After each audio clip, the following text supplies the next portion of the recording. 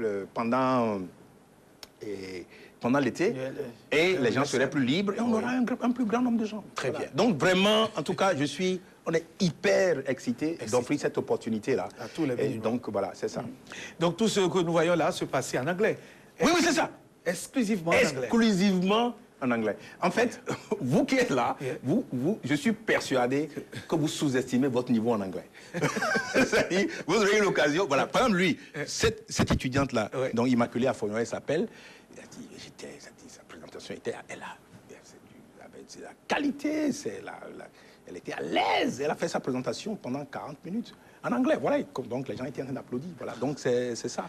Et voilà, lui, il est camerounais, donc et ce qui est intéressant, par exemple, avec lui, c'est que sa présentation, c'était sur comment l'histoire, les traditions ancestrales, et Bamileke, au Cameroun, a fait l'incitation à l'auto-emploi aujourd'hui. Donc, c'est un mathématicien qui a pénétré suffisamment dans l'histoire de son pays, qu'il peut lier donc ce qui se faisait à ce qui se passe aujourd'hui. Quelqu'un est passé tout à l'heure, c'est Patrice Mifi, qui est un de nos étudiants, qui a montré comment est-ce que la période révolutionnaire, en fait la période de 72 à 90, ceux qui ont vécu pendant cette période-là, est-ce que dans leur comportement, dans leur attitude aujourd'hui, sont différents de ceux qui sont nés après? En fait, pour essayer d'analyser l'impact de cette période-là sur la vie sociale, politique aujourd'hui. Voilà. Et celui-là, il est un étudiant de master. Il a fait à peine 1 an encore. Enfin, il est à sa 2e année d'études. Donc ça, c'est des sujets que des étudiants de doctorat dans certaines grandes universités font. Donc, tout ça, vraiment, ça nous rend extrêmement fiers par rapport à ce qu'on a accompli jusque-là. Voilà. Professeur Nwachukwu, African School of Economics, c'est des diplômes. Alors, quels sont les différents types de diplômes que vous délivrez et les débouchés? Alors, donc, j'ai déjà parlé donc, des débouchés, pardon, des diplômes, l'économie, finance et management. Mais celui qu'on a les débouchés, c'est la recherche. Donc, les meilleurs, les tout meilleurs qui le veulent auront l'opportunité donc de devenir professeur d'université. Ensuite, les organisations internationales, donc même chose, et travailler dans les gouvernements, dans les centres de recherche, etc. Bon, en ce qui concerne les gens qui ont fait finance, management, c'est surtout pour le secteur privé. Mais ce ne serait pas tout simplement, disons, des carrières. Ce serait des carrières dans le secteur privé, dans le domaine de la finance, mais avec des outils. Parce que ce que nous caractérise, c'est à l'ASE, c'est vraiment la finance quantitative. Très bien. Dans la finance statistique, la finance mathématique, et également donc le management. Donc il y a le secteur privé, le secteur public et la recherche. Voilà. Donc c'est les 3 plus importants débouchés. D'accord. Alors, vous envisagez vous installer également, étendre vos tentacules, vos structures en Afrique de l'Ouest? Absolument. En fait, nous considérons, déjà nous considérons, c'est pour ça que nous l'appelons le African School of Economics. On aurait pu l'appeler Benin School of Economics. Non, c'est le African School of Economics. Et ensuite, on veut se présenter comme étant, on dit, on n'est pas seulement basé au Bénin, mais on est basé dans le golfe du Bénin. C'est-à-dire, nous sommes chez nous, au Togo, au Nigeria, Côte d'Ivoire, Ghana, etc. Everywhere. Enfin, surtout dans la sous-région. Donc ça, c'est important. Maintenant, déjà, nous sommes en négociation avec des partenaires au Nigeria pour ouvrir une filière au Nigeria, surtout dans les filières de finance quantitative, parce qu'il y a un secteur bancaire très développé au Nigeria. Et au Ghana aussi, nous sommes en train de travailler là-bas. Alors, donc, mais à terme, nous allons aller en Afrique de l'Est, mais et aussi en Afrique du Nord. Mais en fait, dans l'immédiat, et peut-être même dans le long terme, le centre principal, le headquarters de tout ceci, ça va se passer au Bénin. Et le campus que nous comptons bâtir, le campus sera à Kassato, donc derrière Sievra, donc sur la route d'Alada. Mais pour l'instant, nous sommes basés à Arconville et au Carrefour Ita.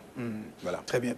Alors, professeur, c'est sûr que African School of Economics et l'IREPS, l'IREP, exactement. Voilà, et l'IREP ont des partenaires. Qui sont ceux qui arrivent à vous soutenir? C'est ça. Vous parler des partenaires. Exactement. Donc, nous avons un de nos partenaires principaux, c'est le Princeton University, mon université d'origine. Enfin, l'université actuelle, là où j'enseigne. Mais nous avons Toulouse, nous avons Namur en Belgique, nous avons Barcelone, nous avons Moscou, nous avons Sydney, Mexico, comme partenaires. Nous avons actuellement une dizaine de partenaires. Voilà. Maintenant, nous sommes en développer des partenaires également en Afrique. Donc dans beaucoup de pays, dans beaucoup de pays africains. Alors, ces partenariats nous permettront d'échanger nos étudiants. Nos étudiants iront là-bas pendant 3 à 6 mois, et des étudiants de ces universités vont venir également étudier chez nous.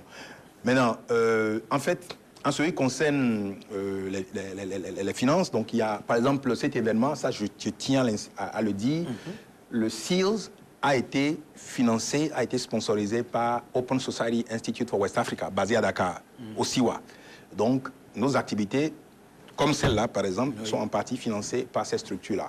Mais il faut dire que, pour l'essentiel, nous fonctionnons sur des ressources autonomes, basées sur nos travaux de recherche et également sur les frais de scolarité des étudiants. Et j'insiste en passant que nos frais de scolarité sont très, très compétitifs. Et ce que nous essayons de faire, c'est que nous essayons d'aider les étudiants à payer les frais de scolarité en les faisant travailler sur des travaux de recherche ou même travailler donc, dans l'administration, dans la logistique, etc., pour essayer de défrayer en partie les frais de scolarité. Donc nous avons un programme qui est typiquement nord-américain, qui est très développé aux États-Unis, qu'on appelle Work Study.